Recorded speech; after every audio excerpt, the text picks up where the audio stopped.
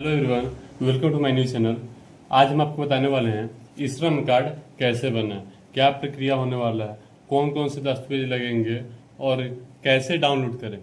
आवेदन से प्रिंट तक सारी जानकारी आप इस वीडियो में देखने को मिलेगा।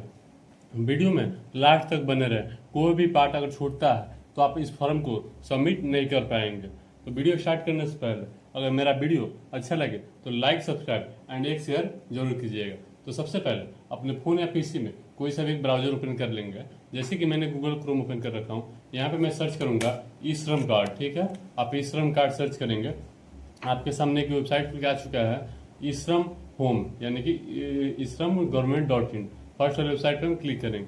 फर्स्ट वाली वेबसाइट पे क्लिक करने के बाद ना यहाँ से गो टू मेन पेज पे हम क्लिक करेंगे। गो टू मेन पेज पे क्लिक करने के बाद यहाँ पे एक ऑप्शन होगा रजिस्टर्ड ऑन ई श्रम, और यहाँ पे दूसरा ऑप्शन है ऑलरेडी रजिस्टर्ड इन लॉगिन। तो यानी कि अगर पहले से आपका बना है तो आप यहाँ से लॉगिन भी कर सकते हैं।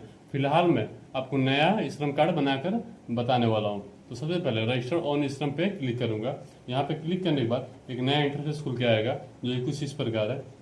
यहाँ पे ना बोला गया है ये आधार में जो मोबाइल नंबर लिंक है वो मोबाइल नंबर डालने के लिए, उसके बाद कैप्चा डालेंगे। और यहाँ से पूछ रहा है are you an active member employ provident fund, यानी आपको अगर ये पीएफ मिलता है तो आप यस करेंगे और नहीं मिलता है तो नो करेंगे।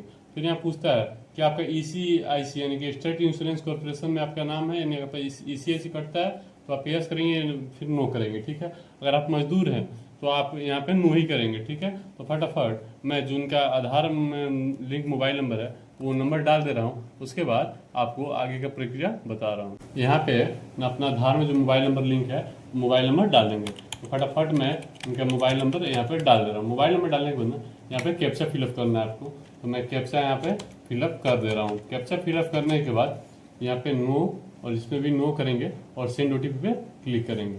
ओटीपी आ चुका है, फटाफट मैं इसमें ओटीपी डालूंगा। उसके बाद कैप्चा डाल के मैं सबमिट करूंगा। यहाँ पे मैं सब फिलअप कर लिया हूँ। उसके बाद सबमिट पे क्लिक करूंगा।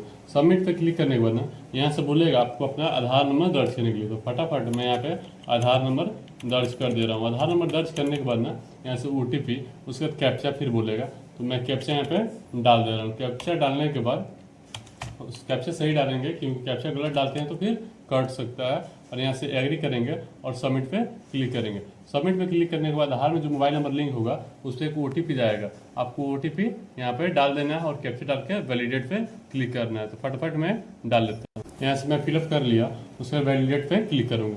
वैलिडेट पे क्लिक करने के बाद यहाँ पे ना हमारे सामने एक ऑप्शन आ गया your personal details, personal information, address, education qualification, occupation and skills और बैंक डिटेल डालना है। ठीक है, तो फर्स्ट ऑफ ऑल हम यहाँ से continue to enter other details पे क्लिक करेंगे। यहाँ पे क्लिक करने के बाद बोलेगा आप इसमें कौन सा मोबाइल नंबर रजिस्टर्ड देना चाहते हैं वो नंबर यहाँ पे रन देंगे।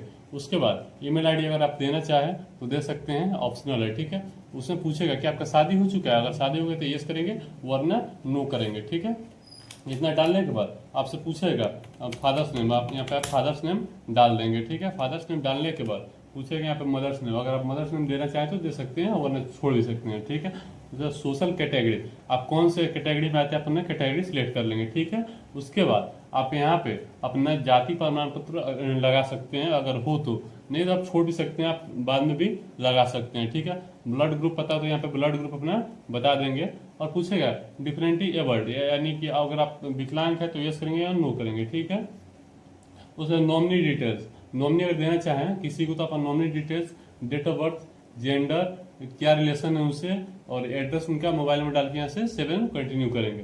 तो फिलहाल मैं इतना फिलअप कर ले रहा हूँ। उसके बाद नेक्स्ट प्रोसेस आपको बता रहा हूँ। नेक्स्ट प्रोसेस करने के बाद यहाँ से पूछेगा आपका स्टेट कौन सा है, अपना स्टेट, जिला और स्पेसिफिक आईडी। ठीक है, आपको पता हो तो डालें वरना छोड़ भी सकते हैं, ऑप्शनल है। ठीक है, उसके बाद यहाँ से पूछेगा कि आप ग्रामीण हैं या शहरी क्षेत्र से आते हैं, तो अपना सिलेक्ट करेंगे, अपना फुल एड्रेस भरेंगे, पिन कोड डालेंगे। यहाँ डालने के बाद सेव एंड कंटिन्यू करेंगे। तो फिलहाल मैं अपना फटाफट यहाँ पे डाल दे रहा हूँ। उसके बाद आपको नेक्स्ट प्रोसेस फिर बता रहा हूँ।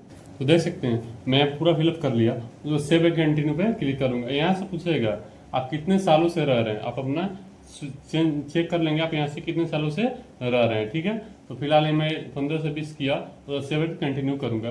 कंटिन्यू करने के बाद यहाँ से आपसे पूछेगा आप कहाँ तक पढ़े हैं, अपना क्वालिफिकेशन बताइए। आप जहाँ तक पढ़े हैं अपना क्वालिफिकेशन बता देंगे। अगर आप नहीं पढ़े हैं तो नॉट लिटरेट करेंगे, ठीक है।